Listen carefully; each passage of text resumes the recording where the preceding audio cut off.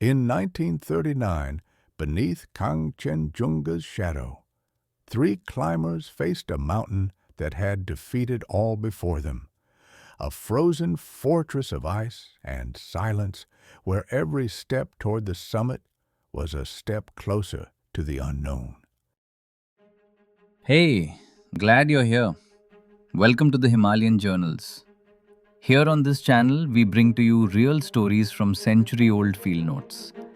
We try to keep it simple and calm here.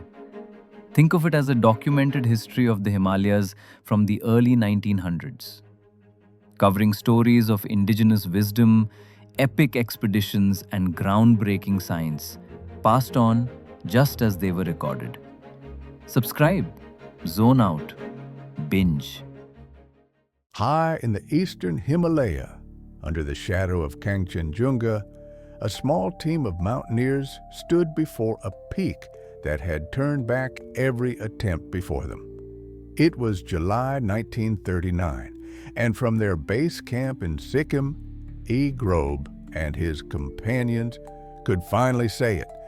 The tent peak, 7,363 meters high, had been climbed. An ice axe now stood on its summit. For Grob, Pydar, and Schmadera, this was the end of weeks of hardship, cold, and persistence. Their success came only after loss. Earlier, above Camp 2, one of their porters, Kandova, had fallen and broken his leg. He was sent down to Gangtok with Karma, another of the team.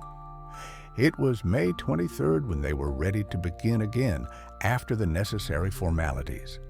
That morning brought visitors, 4 English officers from Delhi, traveling with Lakan porters to spend days near the Green Lake. They arrived with neat clothes and polished manners, a contrast to the 3 climbers, bearded and worn from weeks on the glacier. Still, the 2 parties shared tea and stories. The Englishmen admired their maps and books, and the next day they all walked together toward the Green Lake Glacier. When the clouds parted, the tent peak stood above them, gleaming and immense.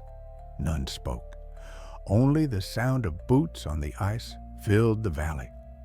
By evening, the 3 climbers were back to their own work, reaching Camp 2 at 6,000 meters, their numbers reduced to 4 porters.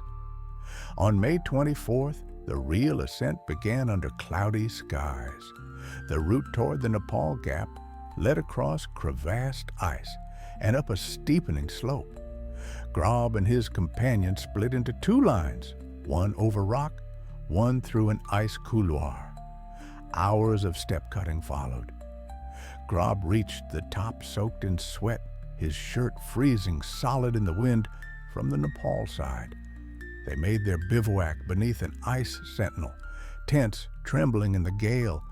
The next morning, May 25th, dawned clear. From Camp 3 at 6,350 meters, Everest and Makalu appeared far across Nepal, glowing yellow in the sun. After drying their clothes, they climbed higher, but were soon blocked by a great crevasse. Camp 4 rose at 6,600 meters, beside a wall of ice. Grob worked 2 hours hacking steps and placing pegs, while above hung icicles and a dangerous hanging glacier. By evening, they had built a ladder of pegs to use the next morning. On May 26th, they hauled men and baggage up the wall and pushed to 7,000 meters, where Pydar and Schmadera found a small, wind-sheltered hollow for Camp 5. Below them stretched Sinyolchu, Simvu, and the Sugarloaf, their white slopes far beneath. Yet even here, they knew this was only a staging ground. To reach the tent peak, they first had to cross the higher Nepal Peak. The 27th brought better weather.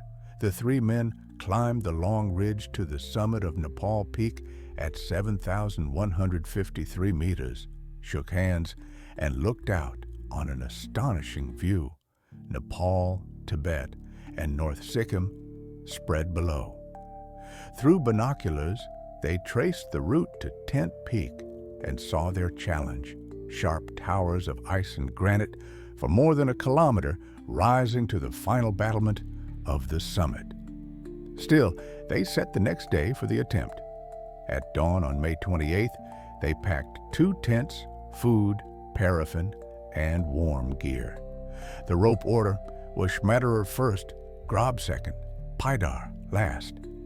By mid-morning, they stood again on Nepal Peak summit, then began the traverse. The ridge was thin, the drops on either side immense. They hacked at ice humps, crawled astride the crest, and inched forward. After hours of climbing, they reached a saddle, too exposed for a camp. So they moved farther and cut a platform in a crevasse. This became Camp 6. The sun set red over Nepal as they huddled in their small tent. The morning of May 29th was bitterly cold. Boots had frozen stiff. They climbed for hours toward the steep upper slopes, leaving behind their tent and carrying only essentials. The wind rose again, cutting through their clothes.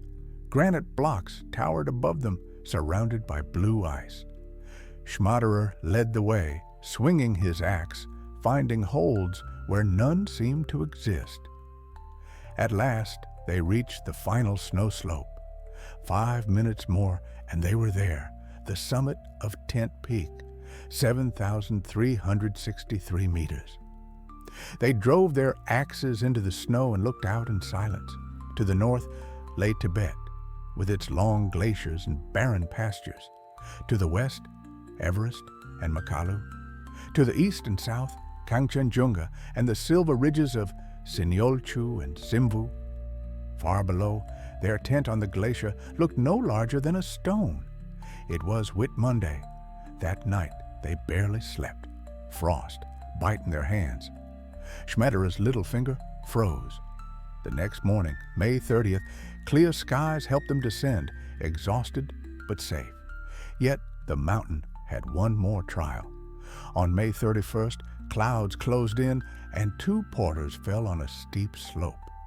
Grob's rope held, saving them, though one man later slipped into a crevasse before being pulled free. On June 2nd, after 10 days of struggle, they skied back across the Nepal Gap Glacier to base camp. E. Grob ended his account with quiet reflection. The Tent Peak had tested them more than any climb before. They were, he said, truly weather-beaten Himalaya men now. Whether he would return again with ice axe or with a botanist's box, he did not yet know. But for that summer of 1939, in the shadow of war soon to come, they had stood among the clouds and lived to tell the tale.